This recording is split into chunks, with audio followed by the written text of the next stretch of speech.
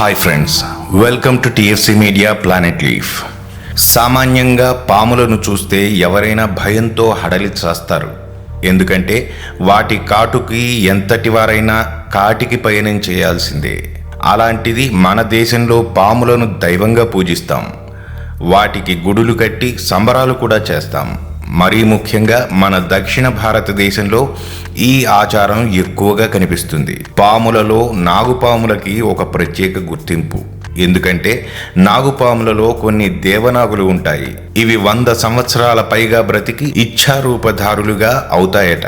వీటికి నాగమణితో పాటు కొన్ని అతీంద్రియ శక్తులు కూడా ఉంటాయని హిందువులు ఎక్కువగా నమ్ముతారు. ఈ నాగుపాముల గురించి మన హిందూ పురాణాలలోనే కాకుండా చైనా, జపాన్, వియత్నాం లాంటి చాలా ఆసియా దేశాల పురాణాలలో కూడా చెప్పబడి ఉంది. వీటిని ఆధారంగా తీసుకుని చాలా సినిమాలు, టీవీ సీరియల్స్ ఎన్నో రావడం మనం చూసాం. అయితే ఇప్పుడు నేను చెప్పబోయే విషయం యథార్థంగా జరిగిన ఒక సంఘటన ఆధారం. అసలు ఏంటి ఆ సంఘటన, ఎక్కడ జరిగింది, ఈ సంఘటనలో నాగుపాముల పాత్ర ఏమిటి అనేది ఈ వీడియోలో మీకు చూపించబోతున్నాను. మన దక్షిణ భారతదేశంలో పాములను ఏ విధంగా కొలుస్తామో మనకు బాగా తెలుసు. ముఖ్యంగా కేరళ, కర్ణాటక రాష్ట్రాలలో నాగుపాములను సుబ్రహ్మణ్య స్వామిగా, కుమారస్వామిగా చాలా ఎక్కువగా కొలుస్తారు. నేను చెప్పబోయే యథార్థ సంఘటన కర్ణాటక రాష్ట్రంలో సిమిగాన్ అనే ప్రాంతంలో జరిగింది. ఈ ఘటన జరిగి సుమారు 200 సంవత్సరాల పైనే అవుతుంది. ఆ ప్రాంతంలోని ఒక పల్లెటూరిలో అప్పన్న అనే రైతు ఉండేవాడట. అతనికి రాణి అనే అమ్మాయితో పెళ్లి జరిగింది. అయితే అప్పన్నకి విపరీతమైన వేశ్యల పిచ్చి. అందువల్ల మొదట్లో పెళ్లికి ఒప్పుకునేవాడు కాదు.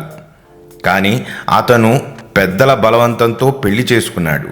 అయితే వేశ్యల మీద ఉన్న మోజుతో ఏనాడు అతను భార్యను కనీసం ముట్టుకునేవాడు కాదు. దాంతో ఆమెకు తన జీవితం మీద విరక్తిగా ఉండేది. కానీ అప్పన్న మాత్రం రోజు బయటకు వెళ్లే ముందు ఆమెను ఇంట్లో పెట్టి ఇంటికి తాళం వేసి బయటకు వెళ్ళేవాడు. ఇలా సుమారు 2 సంవత్సరాలు అయిపోయింది. అప్పన్న ఇంటి ప్రక్కనే ఉండే ఒక ముసలావిడ అప్పన్న చేసే పనులను, అతని భార్య పడే బాధను చూసి అది తట్టుకోలేక రాణికి సహాయం చేద్దామనే ఉద్దేశంతో అప్పన్న బయటకు వెళ్ళిన సమయంలో రాణి ఉండే గది కిటికీ దగ్గరకు వెళ్ళి, "ఓ రాణి, ఇలా రా, ఈ సీసా తీసుకో, ఇందులో ఒకటి ఉంది. ఇది నీ భర్తకి భోజనంలో కలిపి పెట్టు. ఇంక నీ భర్త నిన్ను వదిలి ఎక్కడికి వెళ్ళడు" అని చెప్పి వెళ్ళిపోయింది. ఆ సీసాలో ఏముంది అని రాణి దాని మూత తెరిచి చూడగా అందులో ఒక రకమైన లేహ్యం వంటిది ఉంది. దాన్ని ముక్కు దగ్గర పెట్టుకుని వాసన చూడగా అది ఒక రకమైన ఘాటైన వాసన వచ్చింది.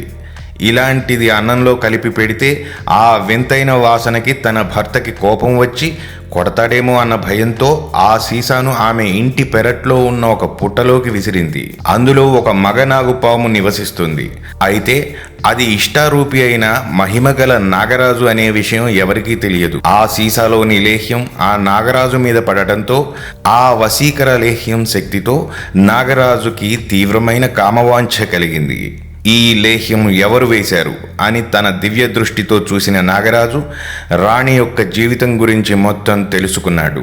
ఆమె భర్త ఆ రోజు రాత్రి ఒక వేశ్య దగ్గరికి వెళ్ళిపోవడంతో ఆ సమయంలో నాగరాజు ఇంట్లోకి ప్రవేశించి ఆమె భర్త రూపంలోకి మారి రాణి దగ్గరికి వెళ్ళి ఆమెను దగ్గరికి తీసుకున్నాడు. భర్త ఈ వింత ప్రవర్తన చూసి మొదట రాణి ఆశ్చర్యపోయింది. అయితే ఆమె భర్త రూపంలో ఉన్న నాగరాజు తనని దగ్గరికి తీసుకుంటూ, "ఇప్పటి వరకు జరిగిందేదో జరిగిపోయింది, ఇక నుంచి మనమిద్దరం సుఖంగా ఉందాం" అని చెప్పడంతో రాణి కూడా తన కష్టకాలం పోయిందని సంతోషించి అతనితో ఆ రాత్రంతా రతి సలిపింది, సంతోషంగా గడిపింది. ఆ మర్నాడు ఉదయం ఇంటికి వచ్చిన భర్త రాణిని చూసి ఆశ్చర్యపోయాడు. రోజు ఏడుపు మొహంతో జిడ్డుకారుతూ ఉండే అతని భార్య ఆ రోజు కొత్త చీర కట్టుకుని అందంగా అలంకరించుకుని ఉంది. ఆమెను అలా చూసిన అప్పన్నకు దీనికి ఏమైంది, ఎందుకు ఇలా ప్రవర్తిస్తుంది అని ఆలోచిస్తూనే ఆమె వడ్డించిన భోజనం తినేసి మరో వేశ్య దగ్గరకు వెళ్ళిపోయాడు. అతను వెళ్ళిన వెంటనే నాగరాజు మళ్ళీ ఆమె భర్త రూపంలో వచ్చి ఆమెతో గడపసాగాడు. ఇది ఇలా రోజు సాగుతుండగా అప్పన్న భార్యలో వచ్చిన ఈ మార్పులు చూసి ఆమెకు పిచ్చి పట్టిందేమో అని భావించి ఆమెను పెద్దగా పట్టించుకోకుండా తన పని ఏదో తను చూసుకునేవాడు. అయితే కొన్ని రోజులకు రాణి గర్భవతి అయ్యి ఒక పండంటి మగబిడ్డకు జన్మనిచ్చింది.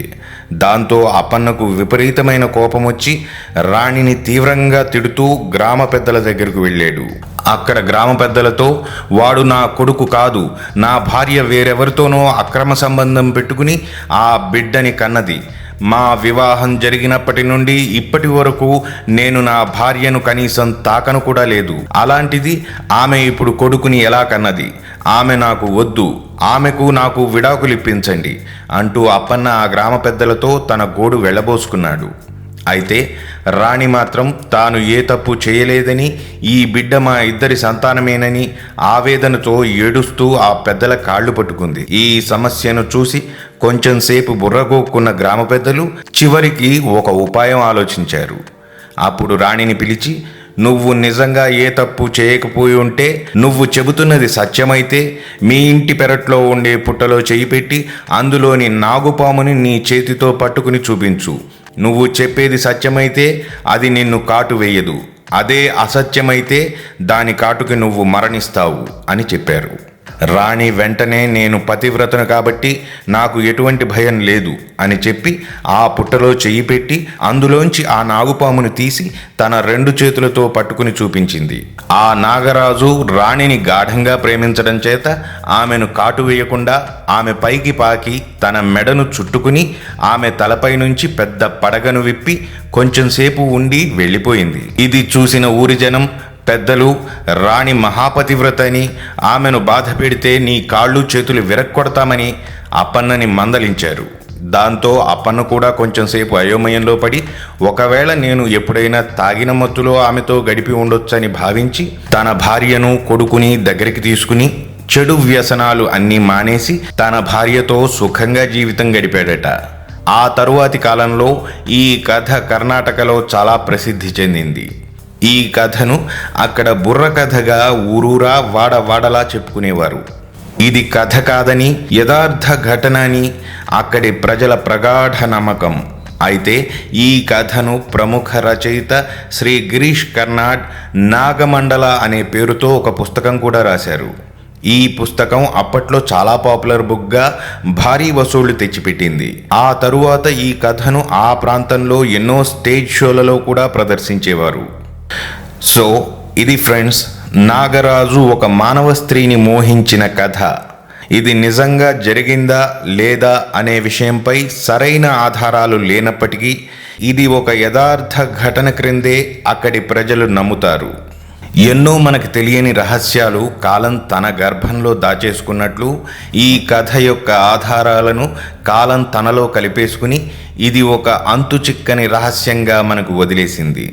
మరిన్ని ఇంట్రెస్టింగ్ అండ్ మిస్టీరియస్ వీడియోస్తో మళ్ళీ మీ ముందుకు వస్తాను. మరి ఆ వీడియోస్ మిస్ కాకుండా ఉండాలంటే మా ఛానల్ని సబ్స్క్రైబ్ చేసుకోవడం మాత్రం మర్చిపోకండి.